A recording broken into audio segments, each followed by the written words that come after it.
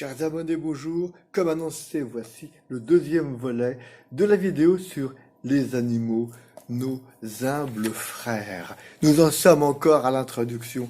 Pour tout vous dire, nous y disons que l'homme et l'animal font partie du monde des êtres animés. Nous reviendrons sur ce terme animé, ça veut dire qui possède une âme qui anime le corps. Or, l'existence et l'harmonie de ce monde animé reposent sur un entrecroisement perpétuel de massacres. Le même est tour à tour victime et bourreau. Écoutons Victor Hugo nous rappeler que pour le moucheron, l'hirondelle est vautour. L'agneau broute la fleur, le loup broute l'agneau. Sombre chaîne éternelle où l'anneau mord l'anneau. En résumé, disons qu'il s'agit d'une loi naturelle où le droit de tuer signifie le droit de vivre. Dans ce sens, l'homme a le droit, un droit dicté par la nécessité d'utiliser l'animal à son service, de se protéger de ceux qui lui nuisent et d'aménager la nature pour la survie du cycle biologique, etc. Mais l'homme aurait-il pour autant tous les droits? Ces droits vont-ils aussi loin que ses pouvoirs? Ici éclate la différence entre l'homme et l'animal. Le pouvoir de ce dernier, que ce dernier exerce sur ses semblables du moins, est étroitement borné et programmé une fois pour toutes par la nature. Celui de l'homme, doué de la faculté d'invention, est pratiquement sans limite. La question qui se pose est donc, est-il vraiment licite d'exercer ses pouvoirs sans limite?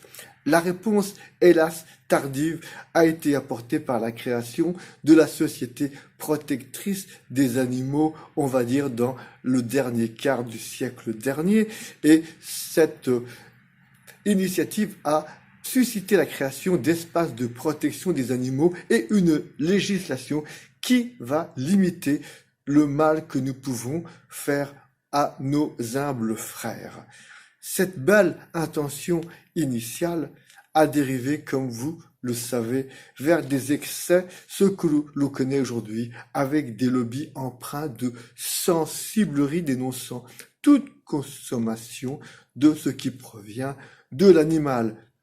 Mais soyons concrets, vu que les animaux naissent autant mâles que femelles, cela signifierait ne pas consommer ni vaches ni taureaux, et nous aurions autant de vaches que de taureaux, ce qui serait à proprement parler inviable, à moins de procéder à une castration systématique qui ne serait certainement pas la solution.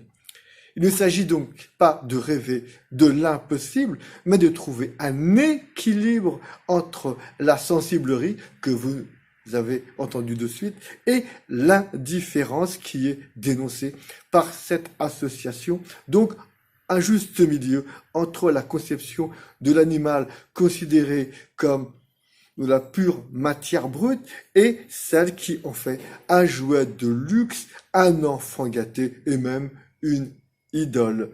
Citons en conclusion ce que disait un vieil évêque suisse. On lit dans le livre L'imitation de Jésus-Christ. Toutes les fois que je me suis trouvé au milieu des hommes, j'en suis sorti moins homme. Et aussitôt, il ajouta, eh bien moi, chaque fois que je vais parmi les bêtes, j'en ressors moins bête. Voici donc le deuxième volet de cette longue méditation sur nos humbles frères les animaux. Dans une prochaine méditation, nous reviendrons sur ce qui a été annoncé, le double thème de l'âme et de la conscience chez l'animal. Chers abonnés, chères auditrices et chers auditeurs, je vous dis à demain et bonne méditation de ce second volet.